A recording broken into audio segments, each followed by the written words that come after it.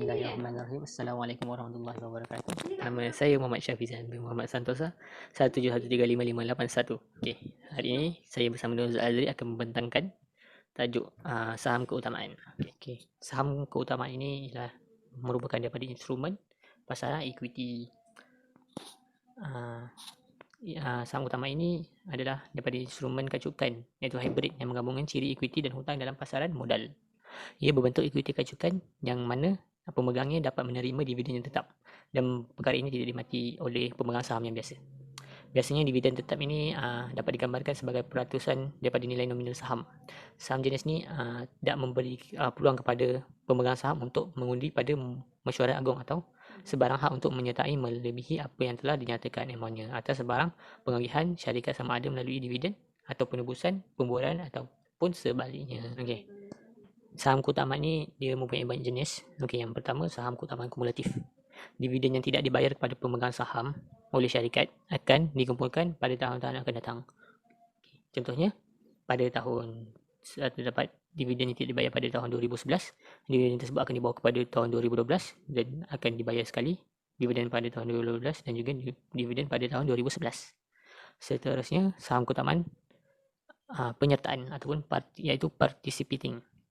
Pemegang saham memiliki hak khusus kepada pembahagian keuntungan selain daripada dividen yang tetap. Perkongsian keuntungan ini tak tetap dan bergantung kepada prestasi tahunan syarikat penerbit. Seterusnya, saham keutamaan yang boleh ditebus iaitu redeemable. Syarikat penerbit wajib membeli semula saham-saham utama ini sepanjang tempoh pembiayaan dengan membuat pembayaran balik kepada pelabur. Seterusnya, saham keutamaan kadar menaik iaitu increasing rate. Saham ini memberi peluang kepada pemegang saham untuk mendapatkan dividen mengikut tahap pasaran normal pada satu jangka masa tertentu. Seterusnya ialah saham keutamaan boleh tukar iaitu convertible. Saham ini dapat ditukar kepada saham biasa oleh pelabur pada masa akan datang sebelum tarikh matang. Jika semasa matang semua atau baki masih tak ditukar, maka syarikat penerbit akan menebus balik dengan membayar nilai nominal atau menukar status saham kepada bentuk yang disetujui. Seterusnya, saham keutamaan kekal ataupun tidak boleh tebus. Ciri kekal bermakna ia tak ada tempoh matang atau jangka masa pembayaran tertentu, pembiayaan tertentu. Seterusnya, saham keutamaan bukan kumulatif. Ciri bukan kumulatif bermaksud tak ada jaminan pulangan dividen pada masa hadapan dan syarikat penerbit tidak memiliki obligasi kontrak untuk menjelaskannya. Maksudnya, jika pada satu tahun ini tak dibayar, maka tak ada jaminan untuk dibayar pada masa akan datang. Seterusnya saya akan menceritakan penerbitan saham keutamaan. Okey, saya akan menceritakan di mana situasi yang membawa kepada penerbitan saham keutamaan. Yang pertama, syarikat memerlukan dana untuk mengembangkan aktiviti perniagaan, termasuklah mengembangkan perniagaan melalui pemilikan yang melalui syarikat itu. Satu syarikat boleh menambah, oleh itu satu syarikat boleh menambah produktiviti dan seterusnya menambahkan keuntungan syarikat itu. Okey. Seterusnya, syarikat memerlukan dana untuk mempelbagaikan aktiviti perniagaan. Oleh itu, saham keutamaan ini diterbitkan. Okey. Seterusnya, di mana saham keutamaan ini diterbitkan adalah kerana satu syarikat ini memerlukan dana untuk pembiayaan semula pinjaman atau hutang yang sedia ada, yang mana syarikat dapat mengurangkan beban dan ditanggung melalui hutang, seterusnya dapat meningkatkan keuntungan. Dan yang keempat, syarikat memerlukan dana untuk menampung perbelanjaan modal ataupun modal kerja ataupun pembayaran hutang, kos-kos syarikat dan lain-lain. Okey, akhir sekali di mana saham keutamaan diterbitkan adalah kerana syarikat memerlukan dana, tapi mereka tidak mahu menambah jumlah liability yang sedia ada dan mereka mahu mempunyai pilihan dalam pembayaran dividen dan mengekalkan struktur pemilikan dan kuasa mengundi pemegang saham yang sedia ada. Seterusnya, perbezaan di antara saham keutamaan dan saham biasa. Okey, pada saham keutamaan ini, kadar pulangan yang didapat pada pemegang saham keutamaan adalah tetap. Tetapi bagi pemegang saham biasa ni tidak tetap, boleh berubah-ubah. Seterusnya, lebihan keuntungan. Bagi pemegang saham keutamaan ni, mereka tidak boleh menuntut lebihan keuntungan tersebut. Tetapi saham biasa, mereka boleh menuntut lebihan keuntungan itu. Seterusnya, hak ke atas pembubaran aset syarikat. Bagi saham keutamaan, selepas pemegang sekuriti hutang, mereka akan mendapat hak ke atas pembuburan aset syarikat. Tetapi bagi pemegang saham biasa, mereka tiada hak langsung. Okey, seterusnya pelakuan perakaunan. Bagi saham keutamaan, itu adalah equity dan sama juga saham biasa juga equity. Hak mengundi bagi saham keutamaan adalah terhad dan manakala bagi saham biasa tidak terhad.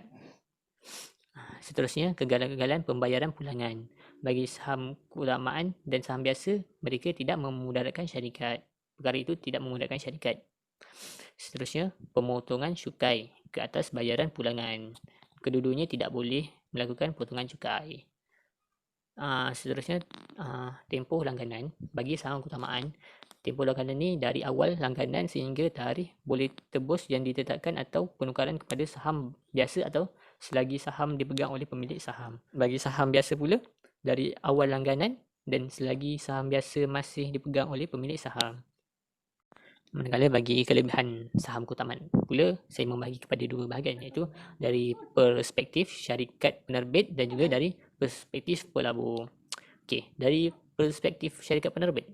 Yang pertama, syarikat boleh meletakkan kos pembiayaan dan menyimpan lebihan keuntungan untuk diagihkan kepada pemegang saham biasa. Seterusnya, syarikat dapat mengelak daripada masalah tuntutan dan dakwaan daripada pelabur sekiranya pelabur memperolehi keuntungan yang rendah atau mengalami keuntungan yang tidak mengizinkan mereka membayar pulangan dividen yang tetap.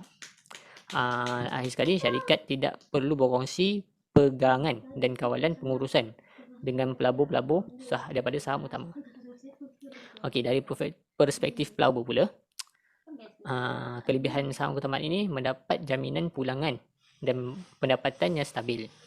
Pelabur mendapat pendapatan yang stabil. Okey, tetapi pulangan kepada pelabur terhad kecuali saham utama yang berbentuk penyertaan ataupun participating dan kadar menaik, iaitu increasing rate. Seterusnya, pelabur mendapat keutamaan selepas pemegang sekuriti hutang hak ke atas aset syarikat apabila berlaku pembubaran. Sekiranya berlaku pembubaran ni, pelabur mendapat hak selepas sekuriti hutang. Dalam saham utama ni yang bukan kumulatif, pelabur tidak mempunyai hak ke atas dividen yang tidak dibayar. Itu saja. Fatwa daripada Mufti Wilayah Persekutuan Kuala Lumpur menyatakan bahawa sebab pengharaman ini adalah kerana setiap pelaburan yang menjamin keuntungan tetap, tak kiralah sama ada pelaburan tersebut daripada dalam negara ataupun daripada luar negara, hukumnya adalah haram. Kerana apabila dia menjamin keuntungan tetap, pandangan daripada Pejabat Mufti menyatakan bahawa ia mengandungi unsur riba dan gharar, dan perkara ini ditegah di dalam Islam. Seterusnya kita akan lihat pandangan ulama dan juga badan yang mengharuskan penerbitan saham keutamaan. Pandangan pertama dipetik daripada Dr. Ali Muhyiddin Al-Qaradari menyatakan bahawa harus menerbitkan saham keutamaan ini dengan syarat kelebihan diberikan kepada pemegangnya itu telah tertulis di dalam perjanjian dan tidak ada kelebihan dari sudut keuangan diberikan, hanya kelebihan dari sudut pentadbiran sahaja. Seterusnya, pandangan daripada Majlis Penasihat Syariah Suruhanjaya Security Malaysia menyatakan bahawa mereka mengharuskan penerbitan saham keutamaan jenis bukan kumulatif sahaja menggunakan konsep tanazul. Dapat kita perhatikan daripada perbincangan yang dibuat tadi, ulama yang berpendapat haram untuk menerbitkan saham keutamaan ini adalah disebabkan oleh yang pertama, ia bertentangan dengan konsep asas musyarakah, iaitu perkongsian untung rugi. Dan yang kedua, pemegang saham keutamaan ini mendapat jaminan modal. Jadi ulama-ulama berpendapat bahawa dua-dua perkara ini adanya elemen ketidakadilan sesama pemegang saham kerana pemegang saham biasa tidak ada kelebihan seperti pemegang saham keutamaan. Jadi seterusnya, kita melihat apa hujah yang mengharuskan penerbitan saham keutamaan. Dan seterusnya kita akan, dalam perbincangan ini juga, kita akan lihat saham keutamaan patuh syariah, apa itu tanazul, serta aplikasi tanazul dalam saham keutamaan. Yang pertama, Majlis Penasihat Syariah Suruhanjaya Security Malaysia menyatakan bahawa mereka mengharuskan penerbitan saham keutamaan bukan kumulatif menggunakan konsep tanazul. Tanazul secara ringkasnya disebut sebagai melepaskan hak kepada pihak lain, atau istilah fiqahnya kita sebut sebagai isqat hak. Daripada Islamic Financial Service Board, mereka mendefinisikan tanazul sebagai pelepasan hak daripada satu pihak yang sepatutnya berhak menerima hak keuangan yang tertentu. Jadi kita akan lihat perbincangan mengenai tanazul ini dalam aplikasi ini dalam saham keutamaan selepas ini. Ini contohnya, pemegang saham biasa, mereka mentanazulkan hak keuntungan yang sepatutnya mereka peroleh untuk membenarkan pemegang saham keutamaan memperoleh keuntungan tersebut terlebih dahulu. Seterusnya, kita pergi kepada perbincangan mengenai tanazul. Tanazul, seperti yang telah kita bincangkan sebentar tadi, ia merupakan pelepasan hak daripada satu pihak yang sepatutnya menerima hak keuangan yang tertentu kepada pihak yang lain yang tidak sepatutnya menerima hak keuangan tersebut. Jadi tanazul ini tidak dibahaskan secara spesifik oleh ulama terdahulu. Mereka menggunakan istilah yang lain seperti ibra', isqat, al-auf, tamlik dan sebagainya untuk membincangkan tentang topik tanazul ini. Jadi bila kita perhatikan daripada istilah-istilah yang digunakan ini, istilah ibra' dan isqat sangat berkait rapat dengan tanazul kerana ianya digunakan dalam membincangkan tanazul dalam hutang. Ibra' ini dirujuk kepada satu keadaan di mana satu pihak menggugurkan haknya, yang mana hak itu merupakan liability kepada pihak lain. Ataupun ibra' ini juga disebutkan perpindahan hak milik. Ianya juga dikenali sebagai ibra'. Seterusnya isqat.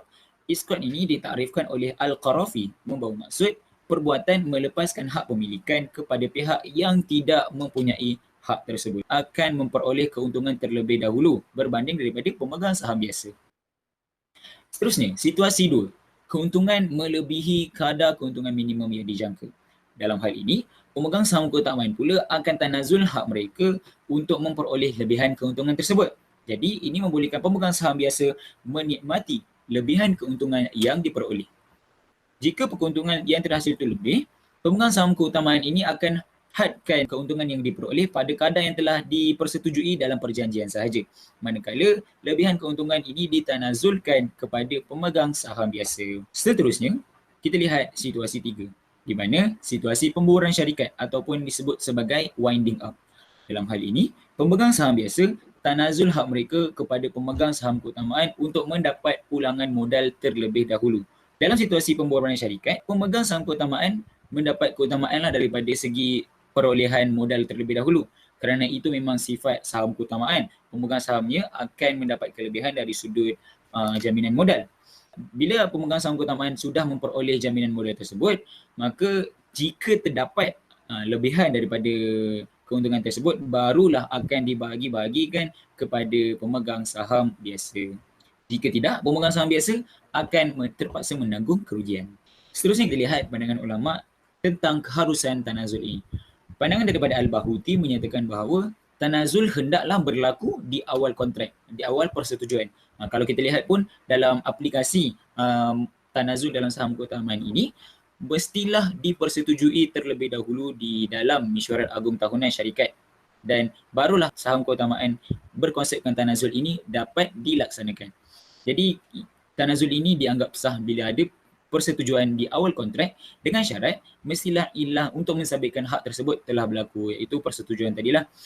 Yang kedua, daripada Ibn Hazm. Ibn Hazm menyatakan bahawa tanazul perlu dilakukan di awal kontrak supaya pihak yang berkontrak itu tahu apa kesan terhadap perjanjian yang mereka tandatangani itu. Sebab kita nak elakkan berlakunya unsur gharar dalam penerbitan saham keutamaan. Jadi seterusnya, sebagai rumusan kita dapat perhatikan ulama berbeza pendapat mengenai hukum penerbitan saham keutamaan. Ada ulama yang mengharamkannya dan ada juga yang mengharuskannya. Kalau ulama yang mengharamkannya, mereka berpendapat bahawa penerbitan saham keutamaan ini ada elemen ketidakadilan sesama pemegang saham. Jadi sebab itu mereka cenderung untuk menyatakan bahawa penerbitan saham keutamaan ini adalah haram. Tetapi bila kita lihat penerbitan saham keutamaan ini, dia dapat memberi impak yang lebih besar kepada sebuah syarikat kerana pemegang saham keutamaan akan melaburkan dana, melaburkan modal yang biasanya lebih banyak daripada pemegang saham biasa. Jadi perkara ini dilihat penting untuk memajukan sebuah syarikat. Oleh itu, Majlis Penasihat Syariah Suruhanjaya Sekuriti Malaysia mengharuskan penerbitan saham keutamaan dengan menggunakan konsep tanazul yang mana kita telah bincang tadi, konsep di mana pemegang saham biasa akan melepaskan hak mereka untuk memperoleh keuntungan dan membenarkan pemegang saham keutamaan untuk memperoleh keuntungan terlebih dahulu. Jadi itu saja daripada kami. Sekian. Assalamualaikum warahmatullahi wabarakatuh.